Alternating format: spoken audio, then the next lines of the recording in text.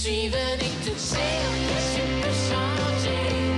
J'ai vu un avenir de femme éclairée, où supporter le gir et la pétrosier.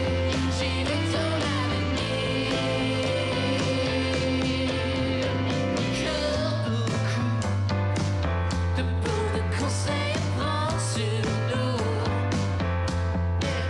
Et même quand je te déguise comme ça, mais ça t'épuise de chercher. Va pas ton temps. On va tous mourir. Bonsoir Estelle. Bonsoir, Ahmed. Ravi de vous retrouver, très Mais content moi aussi. Estelle. Hubert Lenoir, grand vainqueur de la 40e édition donc de la Disque. Ce sont les victoires de la musique version québécoise. Oui, une date anniversaire pour ce grand rendez-vous de la musique au Québec. Alors la cérémonie s'est tenue hier soir, elle a été retransmise par Radio-Canada. Allez, une petite devinette, Mohamed. Quel artiste a été multi-récompensé pour la première fois d'ailleurs par des Félix, parce qu'on remet des Félix au Gala de la Disque. Alors quel est l'artiste? C'était il y a 35 ans. Allez, une star mondiale, Céline Dion. Exactement, Céline Dion. Et d'ailleurs, la chanteuse a même envoyé un petit tweet pour marquer cet événement, hein, pour célébrer le 40e anniversaire du Gala de la Disque. On la voit ici avec ses Félix. Elle était un petit peu plus jeune. Alors, à cette époque, c'est elle hein, qui avait été multi-récompensée. Mais hier soir, donc, c'est un jeune artiste qui a été multi-récompensé. Je suis venu te dire que tu as gagné. Hubert Lenoir. Hubert Lenoir, un jeune homme dont je vous ai déjà parlé, hein, son album Concept d'Harlem m'avait beaucoup enthousiasmé. Souvenez-vous, je ne suis pas la seule puisqu'il a donc reçu 3 Félix hier soir.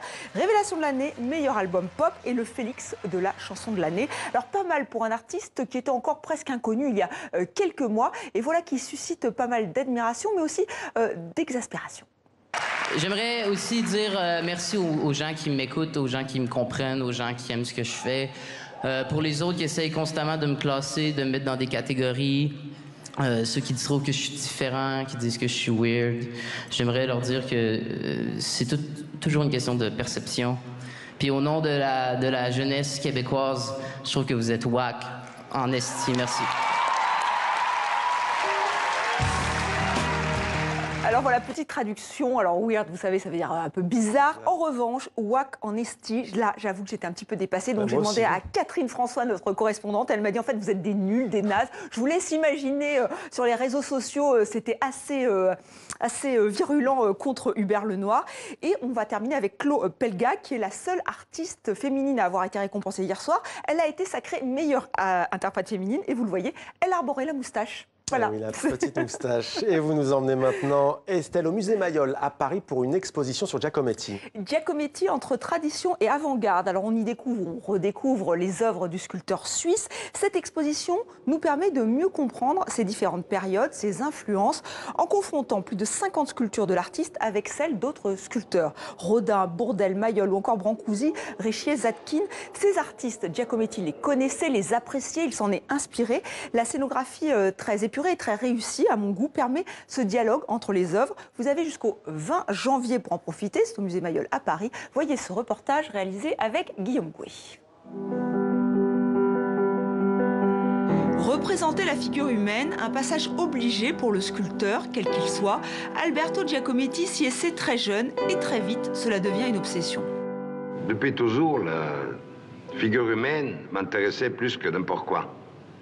Au point que je me rappelle, étant jeune homme ou à Paris, déjà, il m'est arrivé de fixer tellement les gens présents que je ne connaissais pas, juste ça les mettait hors d'eux, n'est-ce pas?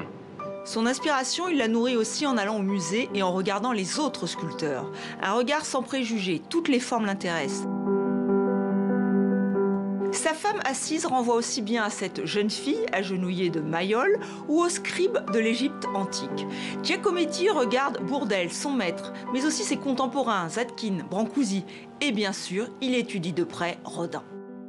Il regarde Rodin, il regarde beaucoup Rodin, il s'en inspire, il regarde un livre de Rodin qu'il a acheté sur ses petits sous d'étudiant. À la fois le style de Rodin, la façon dont il touche la sculpture, dont on voit le toucher de la sculpture chez Rodin, et puis aussi certains grands modèles qui sont bien sûr des défis pour lui en tant que sculpteur, par exemple L'homme qui marche. Les voilà donc réunis dans cette même pièce. Le Saint Jean-Baptiste de Rodin préfigure son chef-d'œuvre.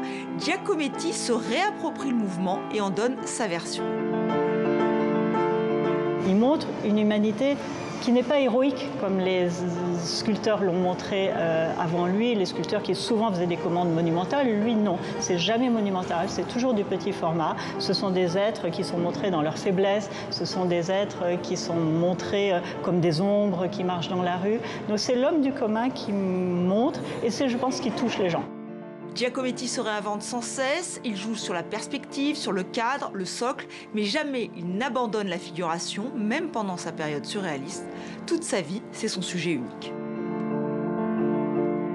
On a donné son nom à une célèbre bibliothèque parisienne. Cette fois, Estelle, on va s'intéresser à sa propre bibliothèque, celle de François Mitterrand. Et forcément, il y a beaucoup de livres, 1000 livres mis aux enchères notamment. Oui, c'est un amoureux des livres, hein, François Mitterrand. Et le plus ancien d'entre eux lui a été offert par sa sœur. C'est un ouvrage de Saint-Exupéry. François Mitterrand avait 23 ans. Il le lit au front, puis en captivité. Il ne l'a jamais fait relier. On retrouve beaucoup de livres dédicacés à noter. Ici, Albert Camus, François Mauriac. François Mitterrand, un homme de gauche, mais qui aimait les auteurs classés à droite. On retrouve Brasillac, Drieux de la Rochelle, Maurice Barrès.